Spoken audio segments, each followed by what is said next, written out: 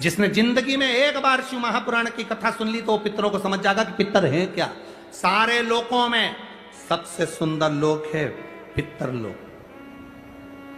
कारण क्या है? तुम्हारे यहां दिवाली साल में एक बार मनाई जाती है, देवलोक में दिवाली साल में एक बार मनाई जाती है, नाग दीपावली के दिन। पितृलोक में दीपावली रोज मनाई जाती है। कारण, पितृलोक में दिवाली रोज क्यों मनाई जाती है, उसका कारण क्या होता है? लक्ष्मी जी ने नारायण से पूछा, ब्रह्माणी ने ब्रह्मा जी से पूछा, इंद्राणी ने इंद्र से पूछा, एक बात बताओ, तुम दिन भर बैकुंठ में नहीं रहते हो नारायण, आप कहां चले जाते हो? भगवान विष्णु ने कहा, मैं बता नहीं सकता कि मैं दिन भर कहां जाता हूं।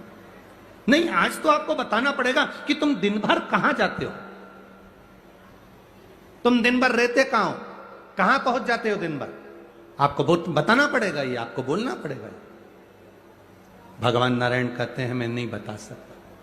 सुबह शाम घर पर आते हो, दिन भर गायब रहते हो, आखिर जाते क्या हो? पत्नी पति से क्यों ना पूछे?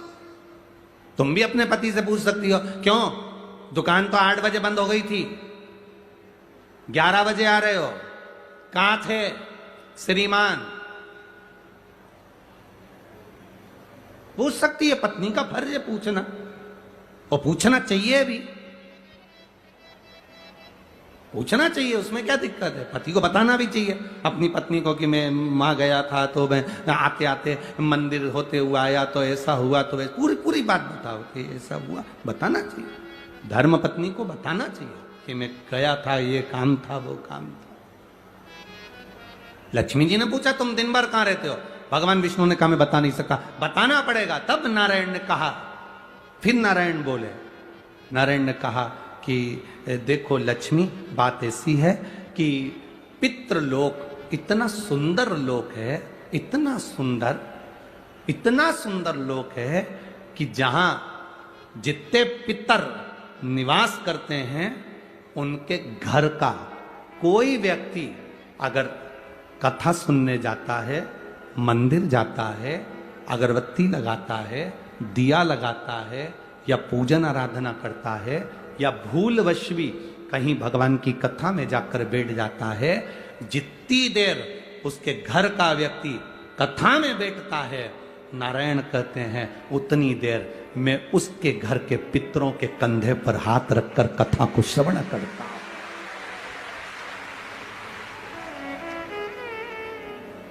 पितृलोक इतना सुंदर है।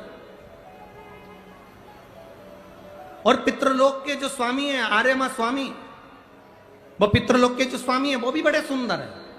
और पितृलोक के जो स्वामी हैं बड़े सुंदर, और पितृलोक के स्वामी जिस पर बैठते हैं, काय पर बैठते हैं? कौवे पर, वो भी बड़ा सुंदर, अति सुंदर। अरे गुरुजी कहां की बात कह रहे हो? सबसे सुंदर पक्षी तो मोर है, राष्ट्रीय पक्षी में भी उसको कहा सबसे सुंदर पक्षी तो मोर है, और आप कह रहे हो कि दुनिया का सबसे सुंदर पक्षी कौवा है। अरे भाई, जिसने कथा नहीं सुनी उसको लगता है कि दुनिया का सबसे सुंदर पक्षी मोर है, पर अगर शास्त्र को उठाकर देखोगे तो दुनिया का सबसे सुंदर पक्षी कौवा था। पहले नंबर पर सफेद सुंदर, अति सुंदर, कौवे के आगे कोई पक्षी नहीं था। वो तो ब्रह्मा जी ने पृथ्वी पर यज्ञ करा, और पृथ्वी पर जब यज्ञ करना चाहा ब्रह्मा जी ने, तो उस समय पर ब्रह्मा जी ने कहा, मुझे इस पृथ्वी पर यज्ञ करना है, इस जमीन को लीपने के लिए अमृत की जरूरत है। जैसे अपन गाय का गोबर लीपने के लिए लाते हैं, वैसे ब्रह्मा जी ने कहा इसको लीपने के लिए अमृत चाहिए। अमृत कौन लेकर आएगा? कोई आगे नहीं आया, तब ब्रह्मा जी ने कौवे को बुलाया, ए कौवा, तुम अमृत लेकर आओ, क्योंकि तुम्हारी दृष्टि बड़ी प्रबल है, तुम अमृत को ढूंढ कर ला सकते हो। कौवा, अमृत तो लाना, पर झूठा मत करना, अमृत को लेकर आना, मुझे बताना कहां रखा है तो मैं लेने चले जाऊंगा। कौवे ने कहा, जो आज्ञा ब्रह्मदेव। कौवा आर्यमा स्वामी को नमन करा, प्रभु ब्रह्मा जी का काम है, मुझे जाना पड़ेगा। कौवा बड़ा सुंदर था, बुद्धिमान था, तो कौवे को भेज दिया। इसलिए रामचरितमानस में काकभसुंडी की कथा बार बार आती है। गरुड़ और कौवे की कथा आ रही है।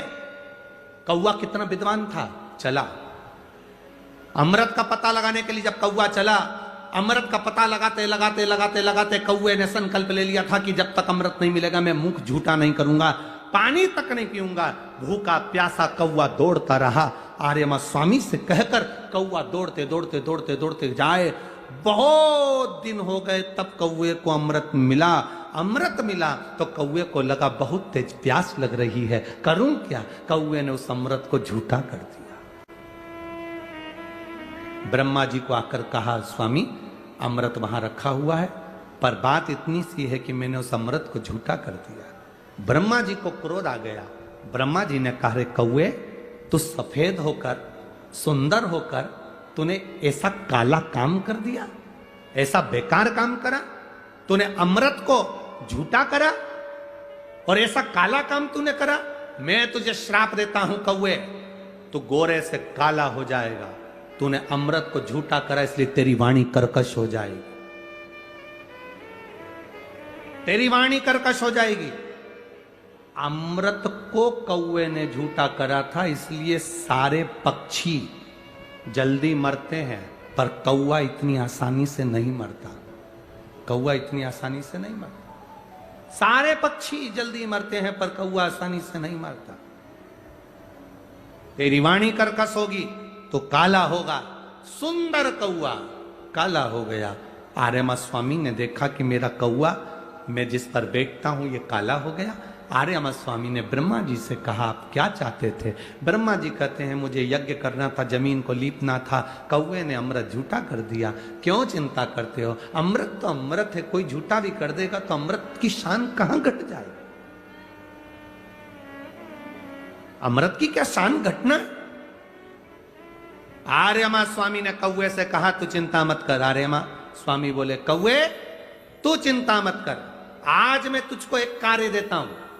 जब 16 श्राद्ध आएंगे, कौवा जिस जीव की जो तिथि होगी, मान लो किसी की चतुर्थी तिथि है, उस चतुर्थी तिथि पर तुझे छोड़ने के लिए पृथ्वी पर पितरों को जाना पड़ेगा।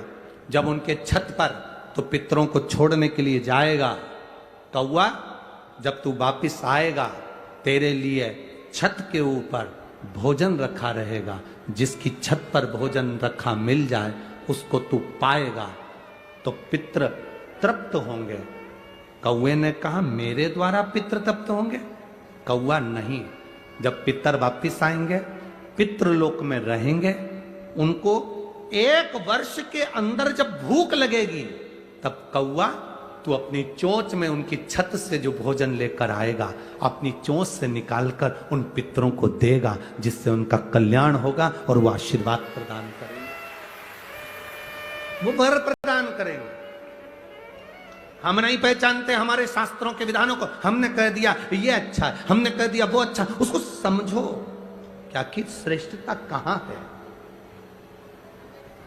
शिव तत्व की प्राप्ति का एक आनंद बिंदु है।